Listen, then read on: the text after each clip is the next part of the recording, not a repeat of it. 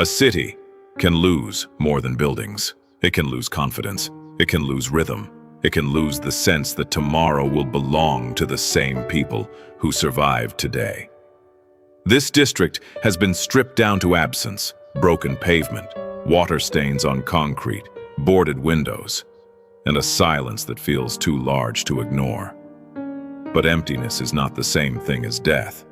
Beneath the damage, there is still a shape waiting to be answered. The story begins in that unanswered space. Before any plan can be drawn, before any profit can be argued, before any tower can be proposed, the district must be seen for what it is. A place where human dignity has been interrupted, not erased. The question is simple and enormous. What kind of future deserves to be built here? Before the city can be rebuilt, life starts moving back into it on its own terms. People return before plans are complete. Birds land where there used to be noise. A vendor opens a cart beside a cracked curb. A child walks past a collapsed wall as if the world is already learning how to continue. This is the first sign that the district still belongs to living people, not just to redevelopment charts. The scene should feel modest, ordinary, and deeply human. No heroic music is needed.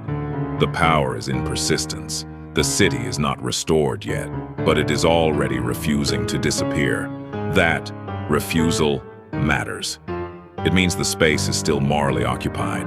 There are still stories here, still routine, still memory, still the kind of life that cannot be measured by square footage. The project team will later call this zone under review, but the people in it have never stopped calling it home. The meeting room is clean, bright, and disconnected from the street outside. On the table are glossy renders, glass towers, private terraces, upscale retail, and a sleek promise of revitalization. The numbers are impressive, the branding is polished, the logic is familiar. But something in the design is wrong. It looks successful in a way that leaves people behind. Elena sees it immediately, though she says very little at first. Victor's proposal is not evil in a simple way. That would be too easy. It is just incomplete. It can produce value without producing belonging. It can replace damage with polish while never asking who gets to stay. This scene is crucial because the conflict is not about architecture alone. It is about what kind of human being the city believes a person is. A consumer, a tenant, a problem to be managed, or someone whose life deserves to shape the design itself. The story pivots here. The commission meeting is not dramatic in the usual sense. It is worse than that. It is practical, flood risk, housing shortage, commuter access, budget, public trust. Every problem is real, and none of them can be solved with slogans. Elena is handed a brief that looks almost impossible. Design something people can actually live in, something that survives the next flood, something that does not push the original residents out. Marcus, already skeptical, listens more carefully than he speaks. This is the moment the film becomes a moral challenge rather than a design exercise. The city does not need another prestige object. It needs a place where life can continue without humiliation. The scene should show that the real work is not to create a perfect image, but to build conditions where human beings can flourish. This is where the two leads begin to understand that their roles are not opposed. One knows systems, one knows people. Both are necessary. Elena returns to the district after the meeting and stands in the damaged street, long after the others leave. The line that has been haunting the entire story finally becomes a principle instead of a feeling. Human beings are not units to be optimized. They are lives to be honored. The modern meaning of the ancient motif comes into focus here. To make a neighborhood in the image of something higher is to design it so people can recognize themselves in it with dignity intact. Not every project has to be monumental. Some projects have to be just, safe, breathable, and shared. Marcus helps her see that the design cannot merely preserve profit. It has to preserve belonging. The scene should feel like a turning point in language and in purpose. Once they decide to build for people first, every other choice becomes harder but clearer. That is the cost of dignity. It refuses shortcuts. The city is cleared not as an act of erasure, but as an act of preparation. Broken concrete is hauled away. Old beams are sorted. Recycled material is stacked for reuse. Workers mark new lines into the ground where the old ones failed. The imagery is tactile and physical because the film wants the viewer to feel the weight of reconstruction. This is the modern translation of a world made from dust. Something fragile becomes structure when human intention gives it form. Elena and Nadia walk the site with helmets on, tracing flood lines and drainage paths. Marcos watches the workers and notices that no one is asking the district to become something it is not. It is being asked to become itself again, only better prepared. The scene should feel like a slow birth of infrastructure.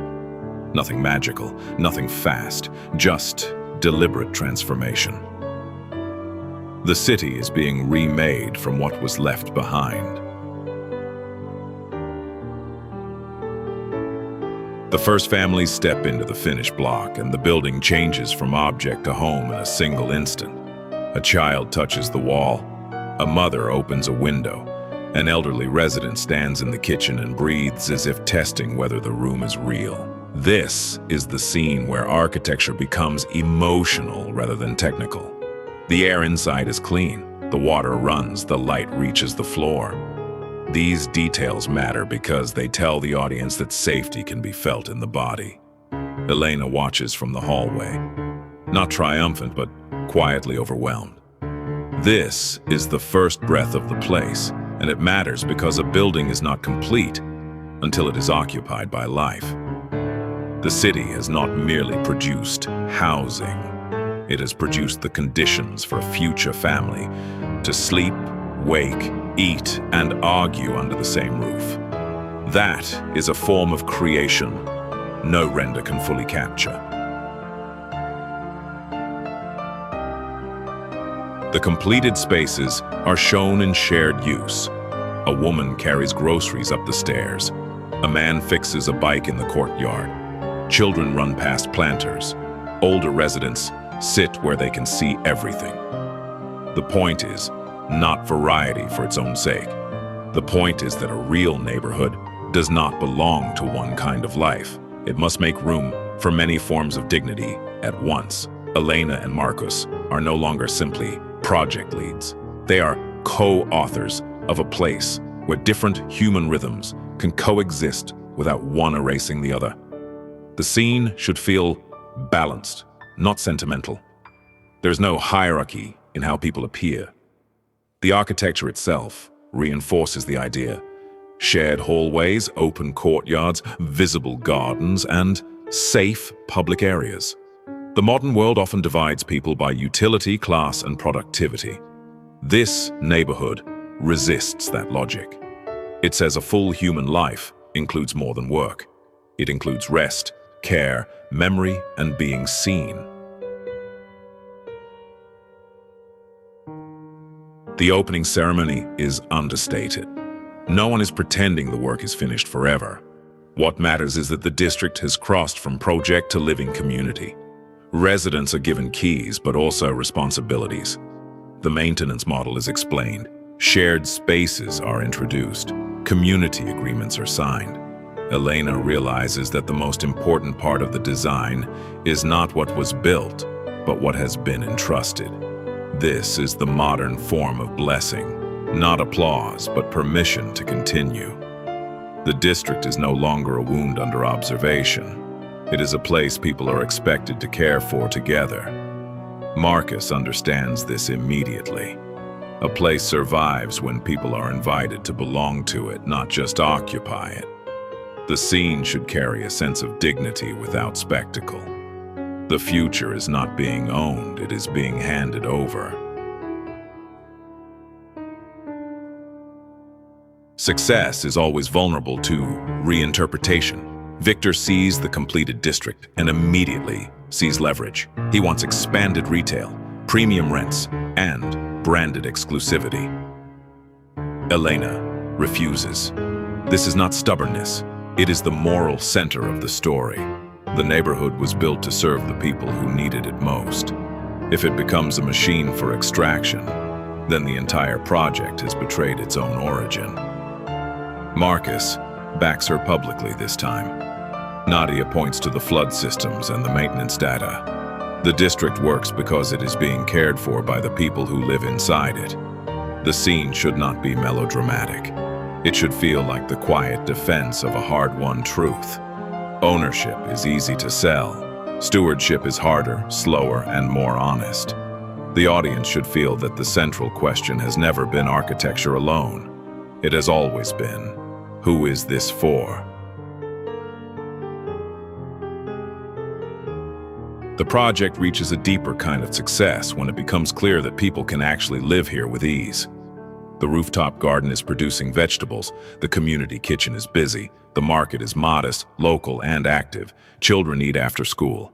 Elderly residents sit near open windows with tea. The scene should feel generous, but not luxurious.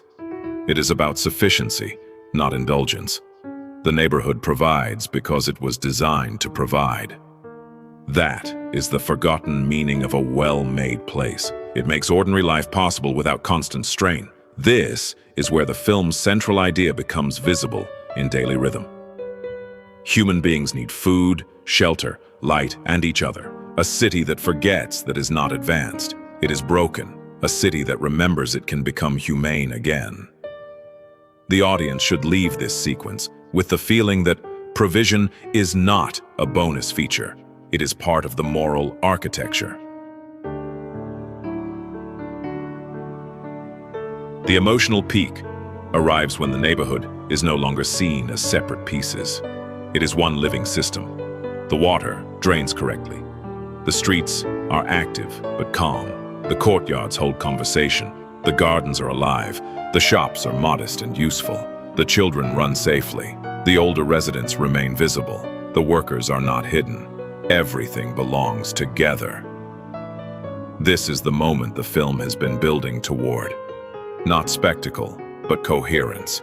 Not a perfect city, but a humane one. Elena stands in the center of it and realizes that the district has become what it was always supposed to be. A place where many kinds of life can coexist without being reduced.